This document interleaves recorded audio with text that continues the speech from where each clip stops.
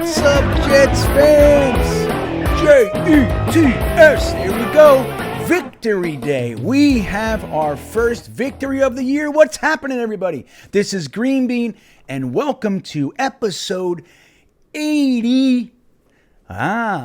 80 of Greenbean's Jets Pod. I am happy to be here. I'm in a better mood today than I was yesterday. You know what I mean? Jelly beans? You know what I'm saying? I'm happy you guys are here. This is going to be fun. The truth is that we had ourselves quite a weekend. Did we not? We had ourselves quite a weekend and lots of ups, lots and lots of downs. Actually, it was like lots of downs, then some ups. You know what I mean? And there's a lot of reasons for that. And we're going to talk about all of it. We're going to get into our player profile, a Jet with the number 80. Can you believe it? Do you know who I'm talking about? We'll get into him. We're also going to break down the little bit of the game, look at some things from maybe a slightly different angle, and we'll also get into this defense of ours in the Intelligent Gripe. I am happy to be here. If you are new here, welcome. Welcome to Greenbean's Jets Pod. This is the place where we slow it down a little bit. Lots of 5, 8, 10-minute videos out there that we do. This one, we take a breath and we just talk about it for as long as we want to talk about it. You know what I mean? If you've never been here before, thank you for coming. You could do something really nice for the channel. If you like the video, go ahead and tell YouTube that by clicking the thumbs up button, the like button, and you might want to consider subscribing as well. It helps the channel a great deal, and it helps you because whenever I release something else, YouTube will be sure to suggest it to you, and that's really, really cool. If you want to get into a little bit more exclusive club, the Beanbaggers are waiting for you to join. This week, we will be announcing our 2022 season schedule for the Beanbaggers. Lots of additional live streams, additional hangouts. We watch classic games together. We've been doing that for almost a year now. It's fantastic fun. We get together in a live Zoom room where we can see all of our faces and reactions. We can pause it. We can reminisce. We can do all that stuff. It's really good. And a lot of times we show games that you've never seen before or haven't seen but once in 30 years kind of a thing. You can do that by clicking the link in the description of this very video that says Beanbaggers. Now, one more thing I want to briefly tell you about. We have been crushing it with our Wayward Jets fan fund. We're trying to get as many Jets from around, as many Jets fans from around the country and around the world to their first ever Jets home game. The fund is taking care of travel expenses and the ticket itself.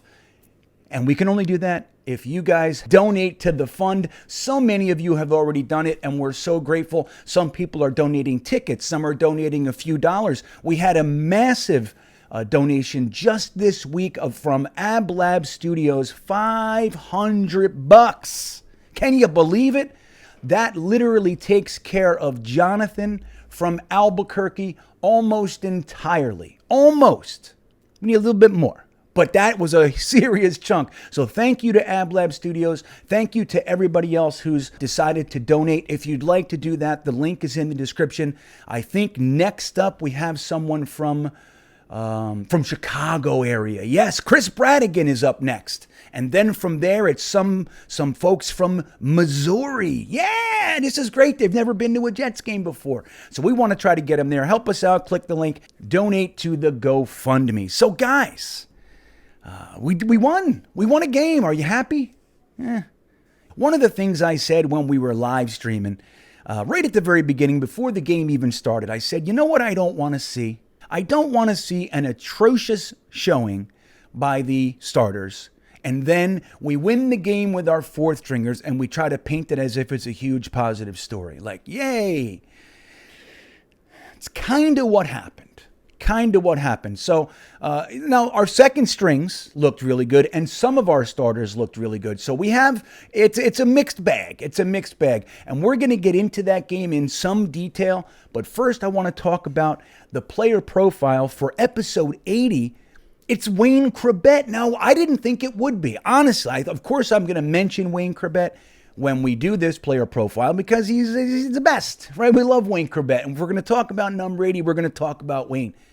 but I thought there had been at least one or two other players, maybe even someone on the bottom end of the roster that has the number 80 now. And I couldn't think of anybody. I was like, I can't think of anybody who's worn the number 80 since Wayne Chrebet. And you want to know what I learned? Now, I think in some subconscious layer of my cavernous brain, I kind of knew this, but I did not know it as fact. The Jets have never reissued the number 80 since Wayne Chrebet. We didn't officially retire the number, but we haven't given it to anybody else. So what gives? What is this? I don't understand. I really don't understand. Why not just officially retire the guy's number, give him the full accolade? We love you. You're one of our favorite players. You came from the absolute depths to rise and become one of the Jets' most beloved stars. I mean, he's up there with Namath, man, in fan appreciation. Like I talk about all the time that some Jets get zero credit, like a guy like Mo Lewis, a guy like Kyle Clifton, two of my all-time favorites. They don't get any love. They really don't. They don't get any love. But Wayne Chrebet, and I think rightfully so, is beloved. Everybody loves Wayne Chrebet, and you should. If you don't, you might want to reevaluate your thoughts on the guy because he's worthy of your love. I'm telling you. So the thing is with Wayne Chrebet is that we literally don't use his number. He retired in 2005. He played for us for 10 years. He's 5'10", $180, soaking wet. He came from Hofstra. The only reason that we got Wayne Chrebet is because the Jets used Hofstra as their training facility at the time. Ask Matt O'Leary. He knows. He lives right across the street, I think it is. So the Jets used to train out there. That's actually where I used to go to watch the Jets practice every year. We'd travel all the way to Hofstra from Morris County, New Jersey, and we'd go in there and watch the Jets. But Wayne Chrebet went to college at Hofstra, set all kinds of records for them, but he wasn't supposed to be an NFL player. He wasn't. Nobody wanted to look at him. Why? 5'10", $180. Doesn't matter. You got to work your way through. And the only reason that he made it to the Jets, he was a walk-on. He was, at the time, if I remember this correctly, there was one point in an interview with Rich Kotite, he said he had him 12th on his wide receiver depth chart. 12th. So he just slowly but surely said to the Jets, you can't cut me. You got to cut. I know that guy's 6'3", 205. You got to cut him first. I know this guy's 5'11", runs a 4.38. You got to cut him first. You got to cut him because I'm that good. Slowly but surely did that. And remember, when Rich Kotite, at the end of his last game, what did Wayne Chrebet do? Does anybody remember what he did? Classy move, man. He took his last touchdown. He ran over to Rich Kotite and gave him the ball and said, thank you. I just almost got teary-eyed. I swear I did. I felt it. What does that mean? What does it mean about me? What does it mean about me? I'm choked up.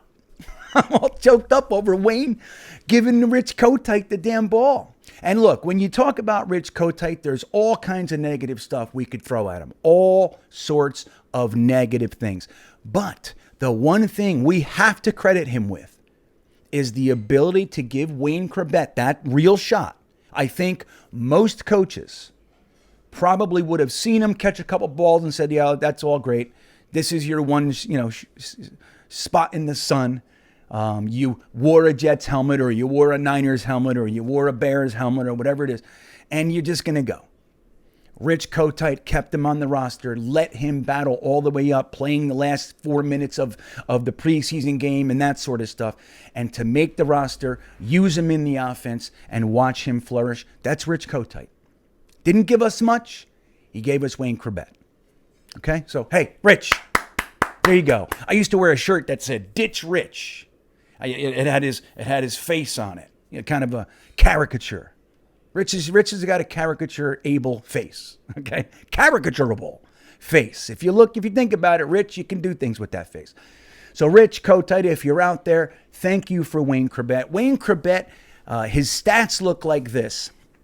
He had 580 receptions for 7,365 yards and 41 touchdowns. He was a fantastic wide receiver. He looked like he had glue on his hands. He would be in all sorts of concocted positions, and he would still come up with the ball. He was fearless over the middle. He took any hit, did not care who else was out there on the defense, snarling beasts. He didn't care. He currently resides in Colts Neck, New Jersey, where I used to play flag football in the Garden State games down there in Colts Neck. I love Colts Neck. Beautiful, beautiful part of New Jersey. So there he is, Wayne Chrebet, beloved, and I think New York Jets, cut the shit. Cut it out already. You haven't given his number out since 2005. Retire it. Hang it on the damn stadium. Put a flag out there with Wayne Chrebet's name on it. He is in the Ring of Honor since 2014, and that's fantastic. He deserves it. But dude, if you're not going to reissue the number 80, no more Brant Boyers and all those guys that used to give number 80 to, give Wayne Chrebet the full accolades and retire it properly. You use him all the time as the brand ambassador. They send Wayne Chrebet everywhere. He announces picks. He does all sorts of fun stuff for us. Retire Wayne Chrebet's number already. If you're not going to use it, give him the cred. Give it to him. Give him the bag of chips, man. There it is, Wayne Chrebet. Woo! I loved Wayne Chrebet, man. I really did love Wayne Chrebet. I couldn't believe it. Now, you know what's really funny about that period of time, too, is that we had another wide receiver, the first overall draft pick, Keyshawn Johnson, who I also loved, by the way. I had a Keyshawn jersey and I had a Chrebet jersey. Loved those guys. Now, they could not stand each other, at least for the beginning part of their career together. Keyshawn Johnson put out that book, Just Give Me the Damn Ball, after the 1-15 season, and he told a story in that book where he said that his first day he was sitting down in the meeting room or whatever, and Wayne Chrebet walked over and said, "You're in my seat," or something like that. Now, I don't know if that ever happened. I don't. But that does not sound like Wayne Chrebet. It just doesn't sound like him for me. He's never done anything else that would coincide with that behavioral pattern. Doesn't seem like a bully, especially at 5'10", 180. I mean, what is it? But you could see the potential chemistry issue there. I'm the number one pick. You were 12th on the depth chart. You're a walk-on from a small school, and you're like the number one receiver, whatever it is. But when they got on the field, it didn't, all the personal stuff went aside. Now, this is Parcells, in my opinion. This is what the impact that man can have. It didn't matter. You don't have to like each other. You could hate each other's guts. When you get on the field, if the other guy has the ball, you block for him. If you're the decoy, you go 100%. And they did that for each other. They were one of the best damn wide receiver tandems that we ever had. Wesley Walker, Al Toon, Brandon Marshall, Eric Decker, Braylon Edwards, Santonio Holmes. Brief moments we get. But Keyshawn and Wayne were the best. The best. They were consummate pros. They both were fearless and fierce blockers, super capable. Fantastic. I miss that. I miss it. You know, like when you have a motivational coach, like it's got to stick. Like when they hit the field, it has to be evident there. That's the only place it matters. It doesn't matter anywhere else. In sound clips in the locker room and quotes. Doesn't matter, man. It really doesn't. I'm sure it's all fun. I'm sure there are positives there too. But when they hit the field, they have to be motivated there. That's where Parcells excelled. You know, like even Rex, his teams came out flat often. Now, they were on fire often too, so you got both. But look at them. I mean, the most shining and glaring example is the AFC Championship game against the Pittsburgh Steelers. I mean, Rex's team, that first half, they were completely flat. They were uninspired. It was as if they already thought they won the Super Bowl in New England the week before. They expelled all their energy, the demons of the season, the whole thing, and they went into Pittsburgh flat. Now, to his credit, at halftime, whatever Rex did to that team, they came out on fire. Too little, too late. And we know the rest. That's kind of one of my concerns with Robert Saleh as we dig into this game in our segment we like to call the News of the Week.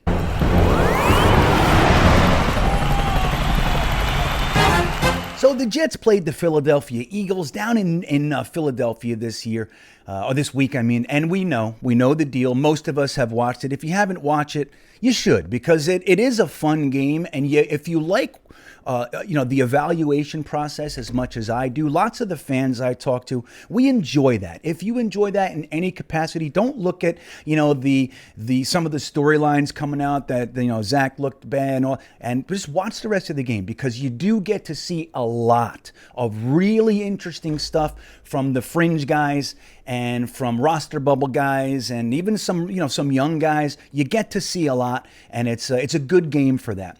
But when the Jets came out, it's really interesting to me, man, because there was a knock on our teams last year that they came out dead, flat, just as if they had already played a game. They looked like there was nothing underneath them. Right? And that happened numerous times last year, and it was a concern. So the Jets kind of did the same thing. Now, there were guys running around, but it felt like that. When you looked at the offense, when you looked at the defense, it just felt like we don't really have anything for the Eagles. And that's concerning. Now, I want to make sure I state, this is game one of the preseason.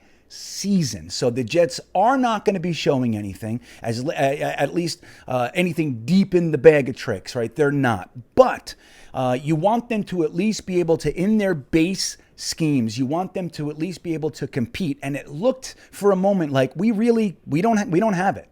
And that's alarming. So we started the game. Our defense couldn't stop the same shit from last year. We just, it was the same stuff. We had trouble stopping them. They marched right down. I think Jordan Love was 8 for 80 or 6 for 6 for 80 yards or something like that.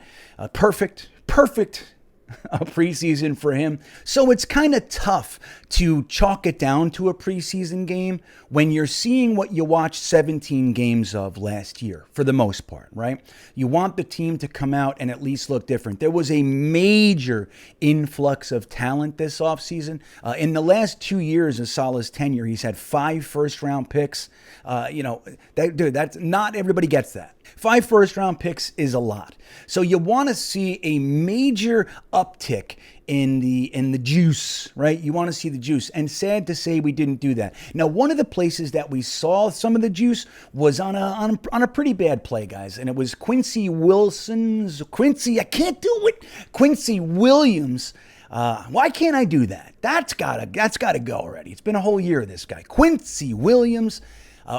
Just a blatant late hit. He was one step out, but it was clearly out of bounds. It was a late hit on the quarterback, which is kind of what you don't want to see. The hope is when you're putting your starters out there that the other guy appreciates that it's preseason and he's not going to go 100% and even, teeter on the dirty stuff, because we want to make it through friggin' preseason. And Quincy Williams ran like a heat-seeking missile, and it was a bad play. Now, I'm going to offer something here. I'm just going to offer something. I'm not saying it's right, but I'm just going to offer something.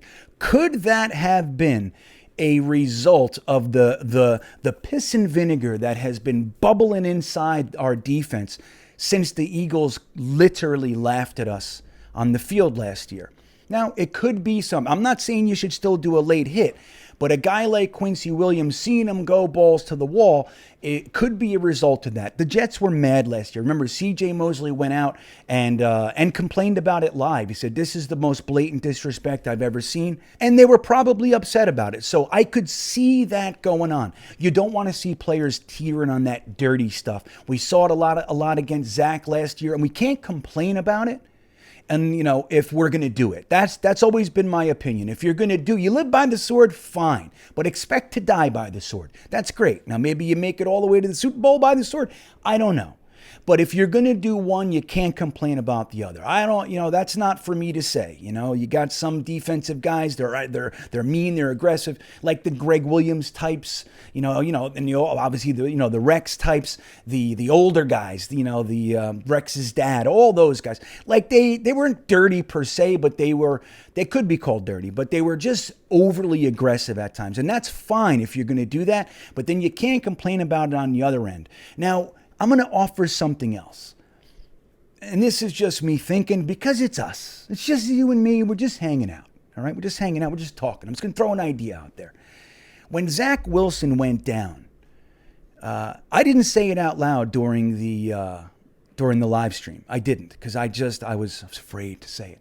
But this is what I mean by live by the sword, die by the sword. We took a cheap shot on their quarterback. He did not get hurt, thankfully, because then there's fines and everything else.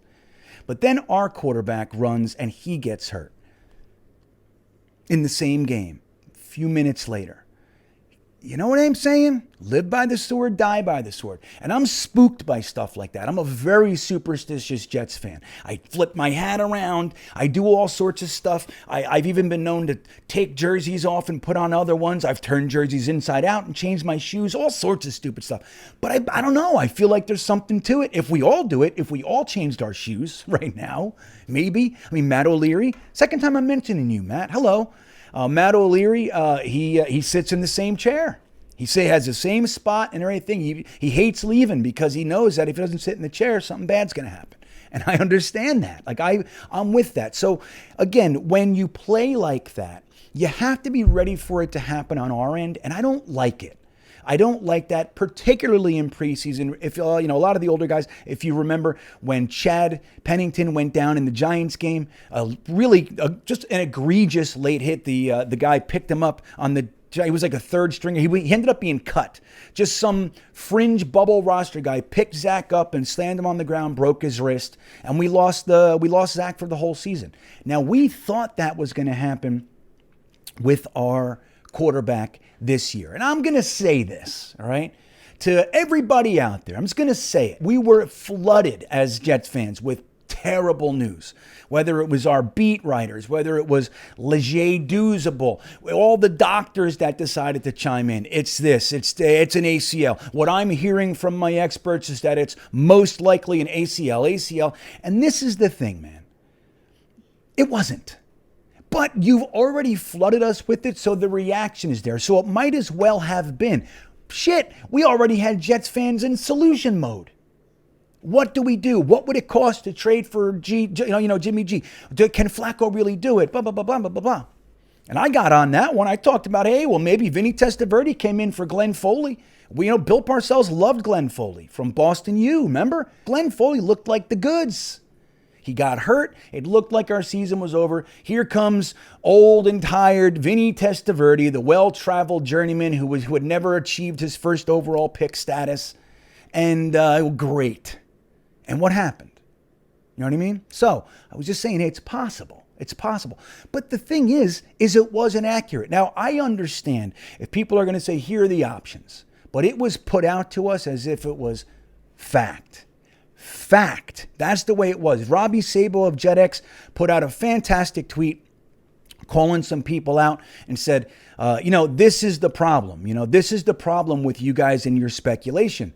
It's because you stated this as a fact. And he retweeted another tweet. He quoted the tweet. He quoted the tweet and tweet. He quoted it and he said, look at how you're stating this. You stated this as if it was fact. Just saying. So I commend Robbie Sabo. Robbie Sabo's on the other end of that anyway, man. I always loved Robbie Sabo. But I love all the JetX guys, quite frankly. I think JetX is fantastic. When you look at the way it was presented to us, and then we find out that it was literally best case scenario. The only thing that it could have been better is, he got a bruise on his leg and he's going to be back next week, something like that. It was just under that. So we find out that it's a bone bruise and a slightly torn meniscus. So when I think I'm going to offer this, let me offer you another thought I'm having. Could it be that the Jets kind of leaned on that it's the end of the world scene because finding out that it was less actually sounded like good news? Like if we found out right from the get-go that we lost Zach for 4 weeks, it would have been terrible. But when you thought he was out for the year, 2 to 4 weeks seems like, that's good. It sounds like good news now. Where Mekhi Becton last year, they said 6 to 8 weeks. We said, oh, wow, it looked worse than that. Good news. And then when it wasn't 6 to 8 weeks, we talked about it for another solid 9 months. About it, all the whole mix-up that it was. So maybe the Jets are learning. I don't know. Maybe. But really it wasn't even the Jets to begin with. It was lots and lots of speculation by tons of different people. out there. And I'm sorry that you guys had to deal with it, quite frankly. I really am. I was with you. It was like, I can't believe it. Here we are again. I can't believe it. 5 minutes into the first preseason game and our season is over. One of the things I've talked about all offseason, all I want to do is make it to week 1, hopefully the rest of the season, but at least week 1 with the team that Joe Douglas has built. That's all I want. We haven't done that in forever. When's the last time that we showed up to week 1 with the team that we've assembled? All of our starters intact. We lose Becton. On the heels of that, we lose Zach Wilson. Now, Zach might make it back for week 1, which is super cool.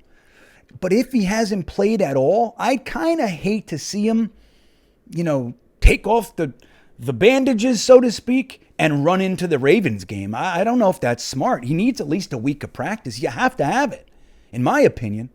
So I don't know what that's going to lead to. Maybe we get Joe Flacco for week 1. Maybe he's all revved up to beat his former team that scorned him and traded him away, threw him in the trash, sent him to Denver, to the freezing cold tundra of Denver.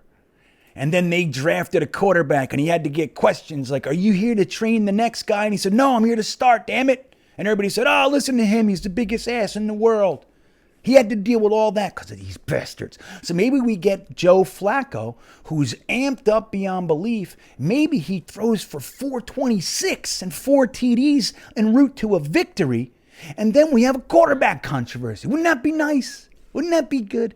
Could you sit Joe Flacco, if he comes out week 1 and he throws for 4 bills and 3-4 TDs and we win, can you possibly sit him for Zach Wilson? Can you? I don't know. I mean, there is the thought, no, he's the backup quarterback. That's what he's supposed to do. He's supposed to come in for a game and win it. And then we sit him back down when the starter's ready. There's that. But I don't know. It's going to be real tough if Joe Flacco comes out and throws for 4 bills and then we put Zach in, he throws for $150 and a loss. It's going to be tough. It's going to be ugly around this joint. So anyway, Zach Wilson, we got the best news possible, guys. It was a breath of fresh air. Saturday morning was rough on Jets Twitter and Jetnation, man. I went on Jetnation. It was like, I don't know. I felt like, people were literally watching the melting of the earth. That's what it felt like. Jets Twitter was out of control. But we couldn't even do anything else with the day until we heard the news. And we got confirmation, and that feels pretty good. So good for us. And let's see where this goes. I still believe in Zach Wilson, even though he didn't look good. Can we say that? Let's talk about the interception. Bad decision. Terrible decision. But even worse was the pass itself was actually a bad pass to the decision. So I don't know what to make of this. Jitters, nerves, just a little bit rust. Okay, let me shake it out, get comfy, and next drive will be in. But this is what we saw last year in the first major portion of the season, 2/3 of the season. We saw that. It was like if we had any chance, it certainly wasn't going to be the first 2 or 3 drives. We're dead. Up and 3, down and 3. Up and 3, down and 3. That's what we did. So seeing us come out and do that was disheartening. Okay, especially when guys like Garrett Wilson were friggin' open. They were open all day. Garrett Wilson, let me tell you something. I got to watch a little bit later, and you can see some things if you just focus on him. Bro, he knows how to lose a cornerback, and that's got to be taken advantage of. Garrett Wilson is no joke. Elijah Moore as well. But the interception by Zach Wilson followed a few really bad passes as well. He seemed off. Now, again, is that because he's freaked out? He's just too hyped? I don't know. And I'm not going to make too much out of it, but it was not what we wanted to see. You want to see a calm guy? Hey, it's preseason. I'm just going to get a couple passes in, throw to my open guys, and call it a day. That would have been better, even if he just used the checkdowns. But it was concerning. And the anti-Zach Wilson contingent of our fan base went nuts. They went nuts. But so Zach's going to be fine. We'll see where he is. And I don't know what's going to happen week 1, but it's going to be interesting. Now, let's get into another little sub-segment. We're going to look at some of these players. We're not going to look at everybody, but we're going to take a deeper look at a specific group of players. And let's call it rookies in the fringe. All right. Let's start with the rookies, and since I already mentioned him, we'll start with Garrett Wilson and the offensive players. So we have a nice little chunk of guys that in their first year that we can take a look at. Now, Garrett Wilson, he played for 15 snaps and he had 2 receptions on 3 targets. The third target, where it was not a reception, he was wide open, and that was a beautiful route. He ended up having 25 yards, and it was a bad pass from Zach, and that's one of the ones I'm talking about when I say that Zach had bad passes before the interception. And even after the interception, quite frankly. But Garrett Wilson was wide open, and he looked the part. Now, 15 plays, right around what I want to see for him. 15 snaps, get him off the field, get him some NFL action. I thought the Jets did a good job there, but Garrett Wilson is the real deal. He was also wide open in the end zone for a touchdown. Mike White didn't see him. One of those things. How many times we got to see that too? Oh, he was open, the quarterback didn't see him. It's time for our quarterbacks to see the open guys. I'm just going to say that too. We're ready. As Jets fans, we're ready for the quarterback to see the open guys. All right, now that comes with the offensive line. We'll get into that later. So he looked good. Breece Hall, kind of a tough evaluation game. His first game ever, he had 10 snaps total. He had 5 for 15 rushing, 3-yard average, not exactly what you want to see. He did have a nice 8-yard run on a 3rd and 2, which is neat. No, I wouldn't say bad, but not good. Not great. Let me say it that way. The jury's out. Okay, on Breece Hall. Jeremy Ruckert had 10 snaps on offense. He also had a few on special teams as well, which is neat. He had 2 receptions for 3 yards, but one of those receptions was a perfect route for a touchdown. And that's the thing. I've heard people say, "Oh my God, he was wide open. What's the big deal?" Like, what's the big deal? That's the play design. The play design, you got to give that to LaFleur. Ruckert actually acted as if he was going to block, peeled off, and the quarterback was able to hit him with hands in his face. That made me nervous. Usually we see our Jets quarterback throw it right into the damn guy's face mask, right into his hands. And then it's a pick the other way, that kind of stuff. So the play worked out. Jeremy Ruckert played his part perfectly. The quarterback got the pass off with pressure in his face, and Jeremy Ruckert caught the pass for his first ever NFL touchdown. It won't be counted because it's preseason, but it's still there. Jeremy Ruckert, I think, looked very, very good. He was doing a good job blocking downfield as well, which is nice to see. That's what you want. If you want, like a tight end, right? You want him to be able to block on running plays, passing plays, whatever. You want him to be able to, fulfill the blocking assignment. And then when it's time for him to peel off and catch the pass, you want him to be able to catch. Is that it? Is that too much? No. So Ruckert playing the part. It's nice to see him out there, and I'm happy for his progression. Max Mitchell had the most snaps of any Jets player. Can you believe that? He had 46 snaps. He did well for his first action, but he did give up 2 pressures, and he looked like the thing we talk about with Max Mitchell and why he should not be starting. One thing is he came from the Sun Belt Conference, so it's not quite the SEC. But the other thing is his strength. He needs time to build up strength at the NFL level, and you could see that. He was getting pushed back a lot, and 2 of those ended up being pressures on bull rushes. So he looked good overall for his first NFL action. Do I love him yet? No. But I think that it was a good first outing for Max Mitchell, and the Jets kept him out there almost the entire game, so clearly they want to see him, which is good. Take a look.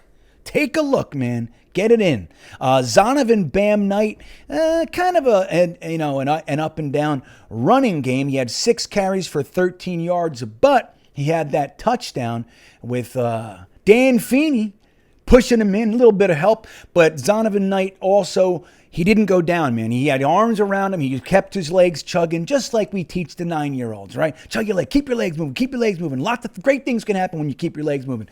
So he did that, and then Dan Feeney noticed it and said, "Let me help this guy," and pushed him into the end zone. So he had that touchdown. He only had a 2.2-yard average, which is paltry, but he had a touchdown. And he also had a really pretty 50-yard kick return during that last drive when the Eagles went ahead with 1 minute and 40 seconds left. It was Zonovan Knight's kick return that gave us the thought process, the hope that, hey, we can actually still win this. And then our backups got nice and emboldened, and they won. So there you go. Bam Knight, I say good first night. Not great, good. Now let's switch over to the defense. Our defensive end, Jermaine Johnson, had a total of 21 snaps. 15 of those were on the defense and 7 were on special teams. He came away with 1 tackle, 1 pressure. He looked strong and he looked fast, which was neat. Now he didn't get home all day, but his presence was felt, and I could see him. I noticed him throughout the game when he was in there, and that's a good thing. First NFL action, I think, was a success for Jermaine Johnson. Hey, you'd love to see him come out and get 3 sacks. Didn't happen that way, but he still looked good out there against starters, too. And I thought that was a positive day for him. Sauce Gardner was out there for 14 snaps, 11 of which were passing downs. No targets. No targets. Now, did I think he looked great? I don't know. I couldn't see him. I don't have the all 22. I couldn't see him. I see him for a second. He's gone. He's just covering people. So whatever it was, now if he was locked on his guy or they just didn't want to play with it because everybody else was so friggin' open, then I don't know. It was one of those things. But no matter how you slice it, Sauce wasn't tested one time, and that is about as good of a cornerback stat as you can get. You start thinking about some sort of island. You can't help it. You can't help but think of it. Imagine if, what if, Either way, Sauce looked good in his first ever NFL game. Now let's get to another young fella by the name of Michael Clemons. Michael Clemons could have won MVP of the game. He didn't, and he won't. But there was an argument to be made. He was out there for 30 snaps, and 8 on special teams. So he had 38 snaps on the field. He had 7 pressures with a sack, a hit, and 5 hurries. He was all over the place. You could feel his strength against his opposing offensive lineman. You could see it. Many times he was too much for the guy to handle. The sack he had, it almost looked like it was going to be a safety for a moment. But Bryce Huff, actually, he gets 0 credit for this. Bryce Huff's pressure actually flushed him up where Michael Clemons cleaned him up. And I got to say, Michael Clemons looked fantastic. He's a fun guy to watch, man. That guy, if he gets 30 snaps a game in rotation with the other guys, I think we're going to like what we see. Fantastic. That's just so good. It's so good to see. If we get Jermaine Johnson and Michael Clemons actually making an impact this year, that would be fantastic. Nice draft. So now let's get to some fringe guys who in many people's minds are afterthoughts, right? Let's talk about some of these guys. Let's start with a guy I've talked about far too often. People have hated already how much I talk about this guy. Jabari Zuniga. You thought I was going to say P. Ryan. I know what you thought. Jabari Zuniga had himself a good game. He had 6 tackles, 2 of which were solo, and a sack. In addition to that, he had a tackle for a loss, and he looked like he was everywhere. He was able to bull rush, he was able to speed rush, and he was able to make his impact felt. Again, Jabari Zuniga's talent is not really what's in question. Now, is he ever going to be a premier edge rusher? Maybe not. But his talent to be in the rotation is there. It's his health. So let's hope this guy can stay healthy because you see it. You see what he can bring. He's able to make an impact, and he's also pretty strong in the run game. So anyway, it was nice to see Jabari Zuniga have a nice day. Let's just hope he stays healthy. Let's talk about another one on the defensive line that had himself a day, and that is Tanzel Smart, 79. He was our player profile just last week. Maybe that was the good luck charm. Maybe my talking about him, bringing Tanzel Smart out into the ether, maybe that helped him out. I hope it was. I hope that's what it was. Tanzel Smart had 6 tackles, 3 of which were solo, 2 sacks, and 2 tackles for a loss. That is what we call a stat line. Tanzel Smart, essentially a journeyman. He's still young, but he's just, he's not somebody that's seen as a penciled in starter.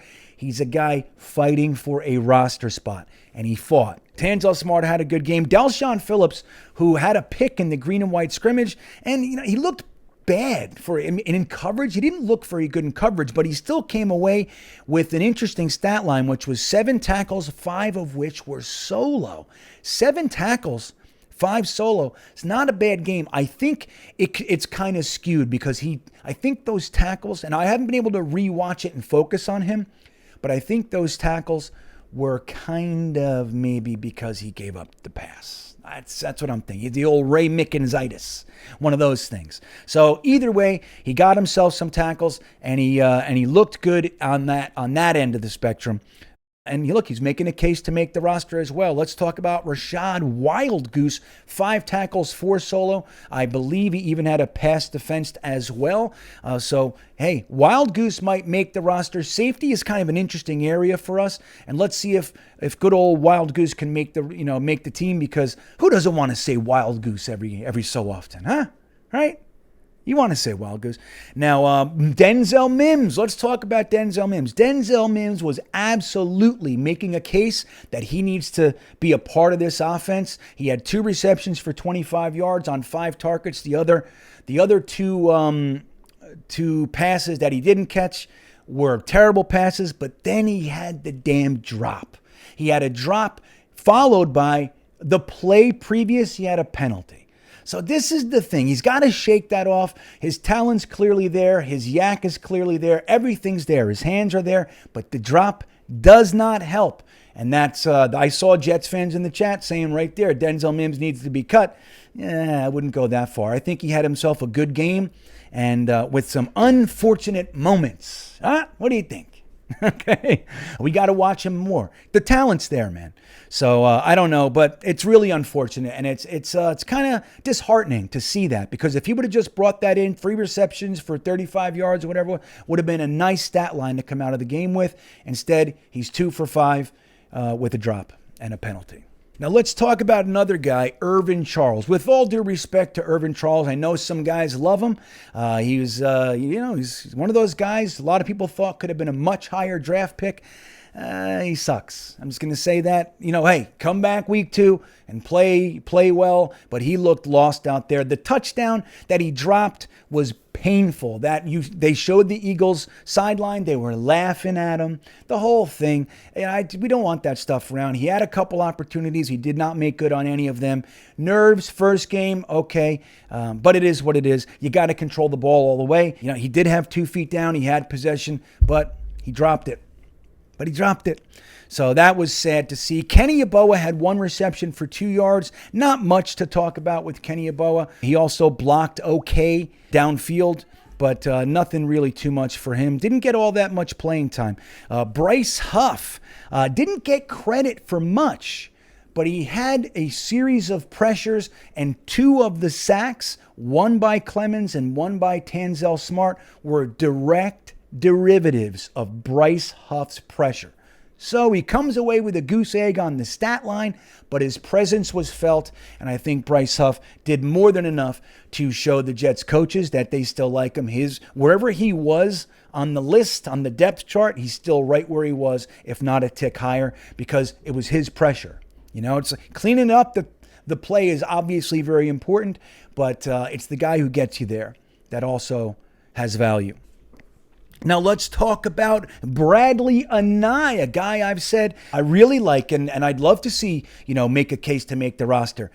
Bit so bad on that 4th and 1 that they decided to go for it on us, which is, come on. Do we got to watch this shit again all year? We got to watch teams disrespecting us to the point that, you stopped us on 3rd and 3. Now it's 4th and 2. We're still going to go for it. It's 4 downs against you.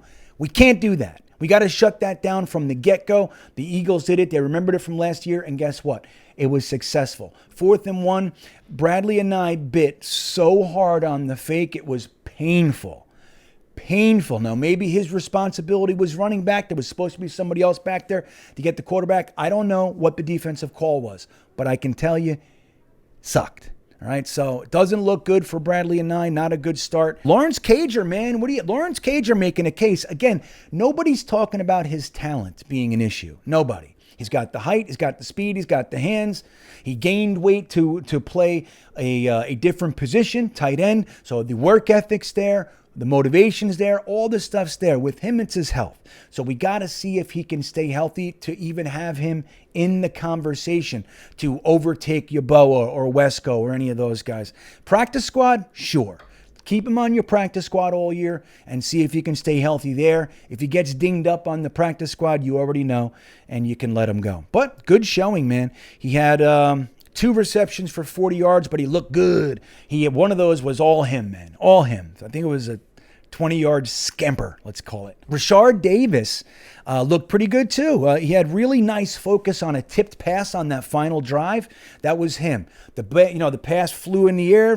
That was all Rashard Davis, and you got to give it to him. He had some iffy moments, but I think he made a good case for himself as well. And now let's save the creme de la creme for the end de la end. Okay, LaMichael Pirine.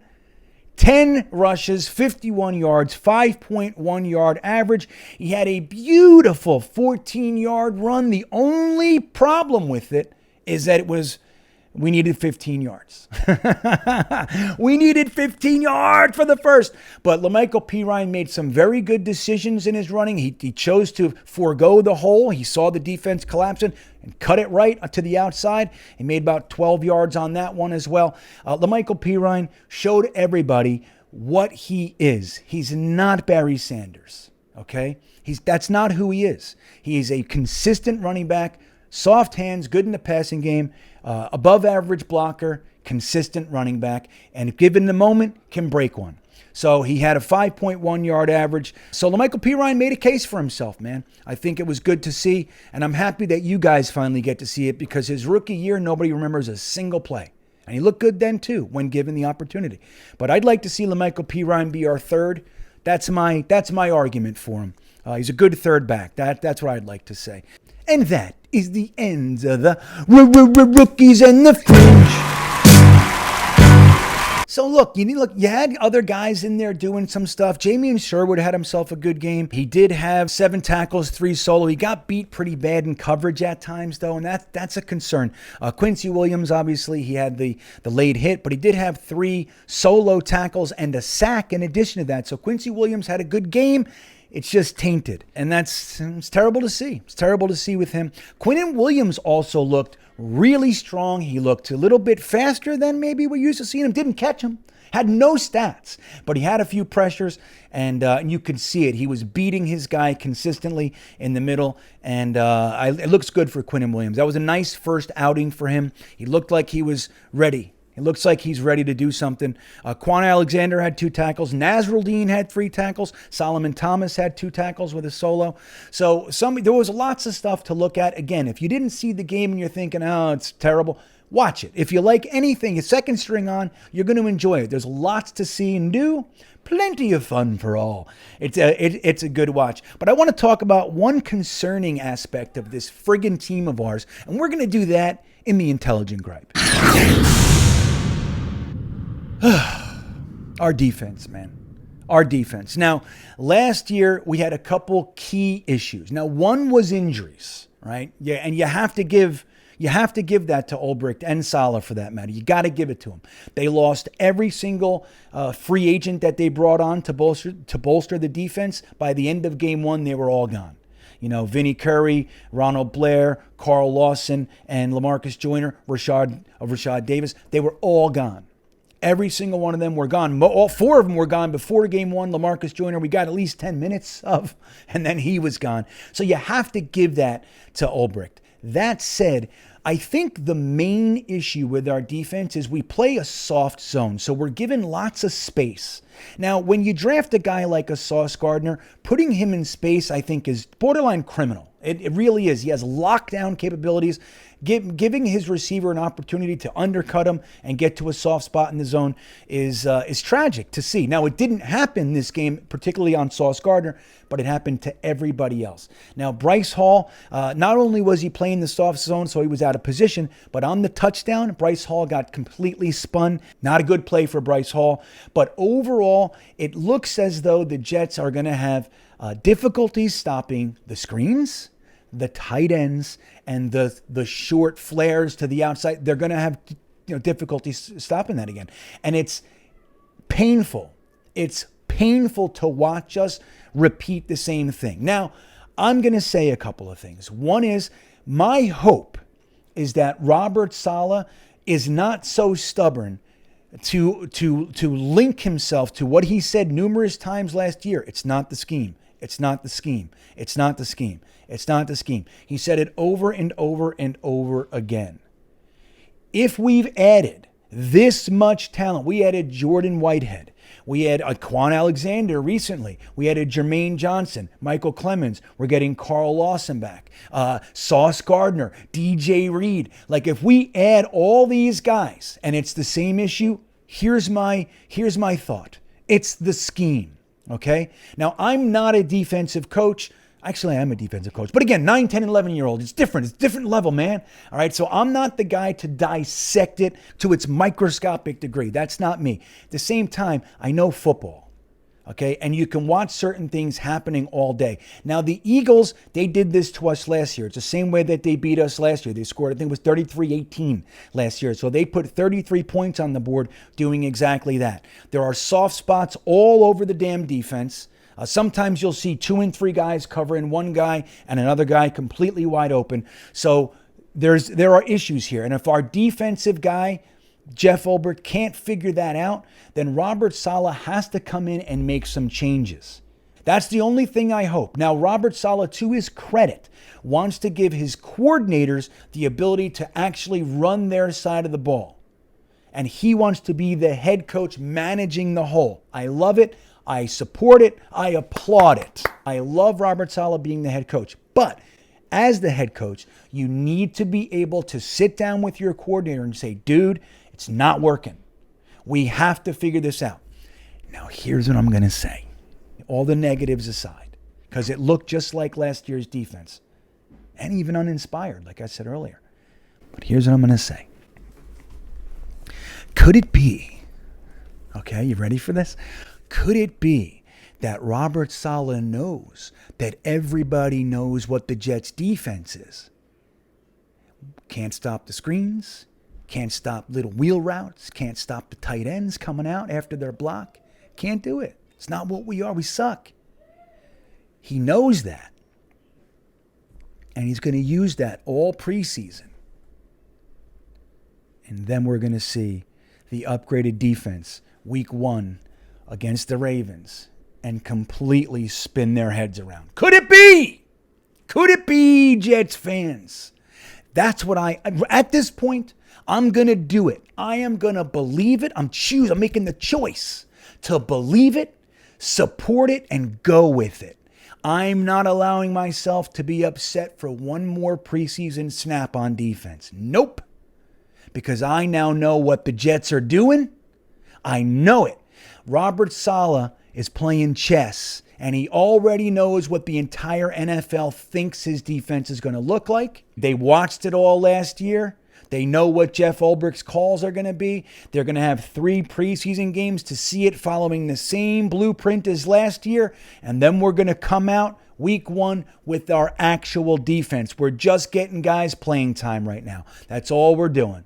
We're just getting playing time, and we're going to come out with our real defense, hair on fire, as they say. We're going to get 5 to 8 sacks every single game, picks galore, and they're going to score nada. Field goals. That's all they're going to get on our New York Jets defense. That's what I think it is, and that is the intelligent gripe. What do you think? You with me? Is that a hard sell?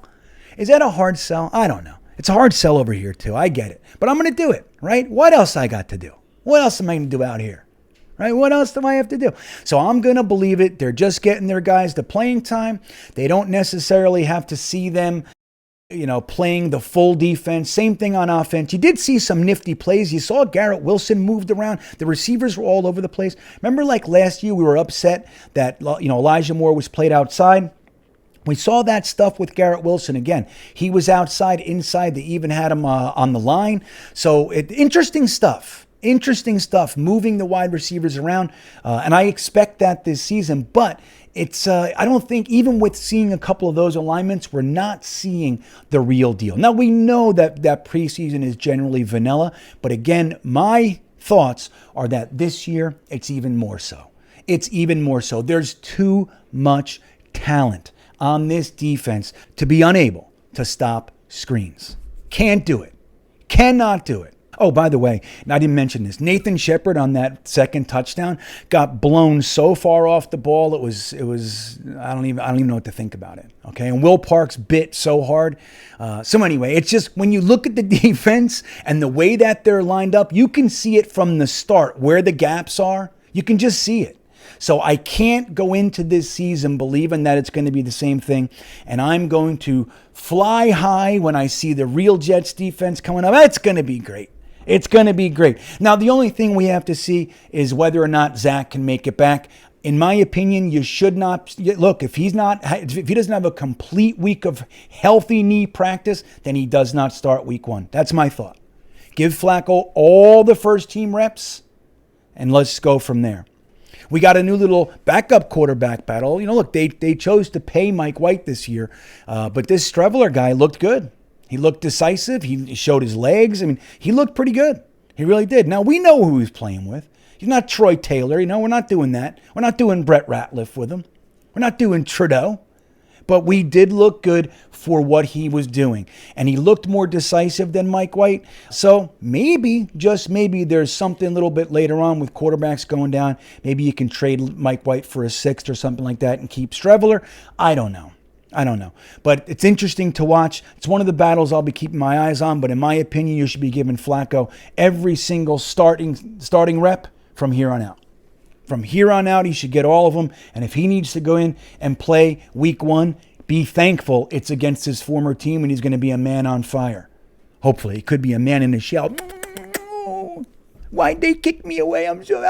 He could do that stuff. I don't see that in him, though. So we'll see. But that's it, guys. We are having a great time as Jets fans. We are 1-0 in the preseason. Exactly what I didn't want to see. Terrible offense and defense for the starters. And we win the game with our 5ths. And we all feel good about it. But anyway, lots of young guys to watch. Looking good, man. It looks like the talent we brought on the team, the Garrett Wilsons, the Sauce Gardners, the Michael Clemens, the Jermaine Johnsons, and the rest, they're looking like they can make their impact felt. And that's what it's all about. Guys, I thank you for being here. Don't forget about the Wayward Jets Fan Fund. You can find the link right in the description of this very video. And you can also join the Beanbaggers. We have a great time. We have a great season planned for you guys in there. Thanks to everybody who's already in there with me. You guys are the absolute best. And with that all said, have a great rest of the week and go